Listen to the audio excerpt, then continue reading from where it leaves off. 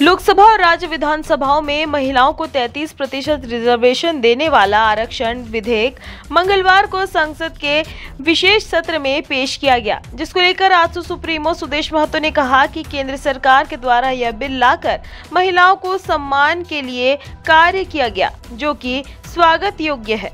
हमने भी पिछले पंचायत चुनाव में महिलाओं को आगे बढ़ने के लिए प्राथमिकता दिया था, जिसके परिणाम से आज लगभग जगह के आजसू की महिला नेत्री नजर आते दिख रही हैं।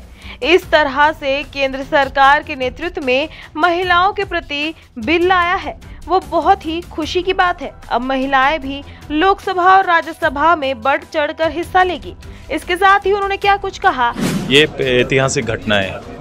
आप सभी लोगों ने देखा है कि हम लोग हमेशा इसके पक्षधर रहे हैं, भागीदारी के पक्षधर रहे हैं। अब राज्य के अंदर में जब पंचायत चुनाव की बारी आई, लंबे समय के बाद जब पंचायत चुनाव कराए थे, तो मेरे पास भी इसी तरह का प्रस्ताव आया था कि महिलाओं को आरक्षण दिया जाए, और जनरली 33% का प्रस्ताव मेरे पास आया था।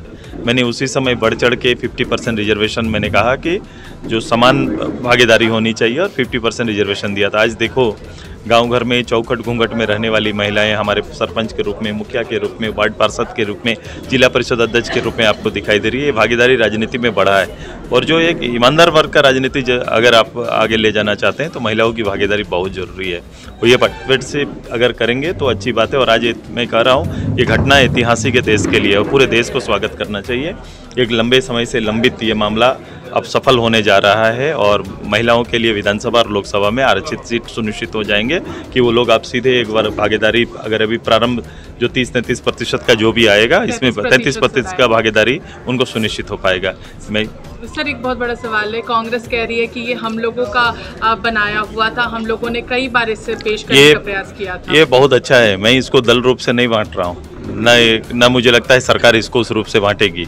लेकिन सवाल है कि जो अवसर मिला है, उस अवसर को प्रधानमंत्री जी ने वो सुनिश्चित किया। कुछ होता है कि मेरे मन में कुछ चल रहा है और मैं कुछ करना चाहता हूँ, लेकिन जब तक वो काम आप करेंगे नहीं, तब तक दुनिया देखेगी नहीं।